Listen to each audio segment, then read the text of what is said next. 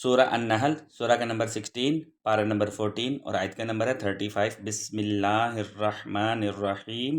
وقال الذین اشرکوا لو شاء اللہ ما عبدنا من دونہ من شیء نحن ولا آباؤنا ولا حرمنا من دونہ من شیء کذالک فعل الذین من قبلہم فَهَلْ عَلَى الرُّسُلِ إِلَّا الْبَلَاغُ الْمُبِينُ۔ اور مشرک لوگ کہتے ہیں اگر اللہ چاہتا تو ہم اس کے سوا کسی بھی چیز کی پرستش نہ کرتے، نہ ہی ہم اور نہ ہمارے باپ دادا، اور نہ ہم اس کے حکم کے بغیر کسی چیز کو حرام قرار دیتے۔ یہی کچھ ان لوگوں نے بھی کیا تھا جو ان سے پہلے تھے۔ تو کیا رسولوں کے ذمہ اللہ کے پیغام واضح طور پر پہنچا دینے کے علاوہ بھی کچھ ہے؟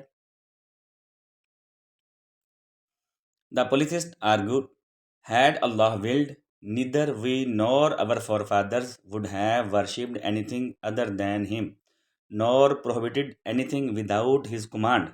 So did those before them. Is not the messenger duty only to deliver the message clearly? Sadaqallahul Azim.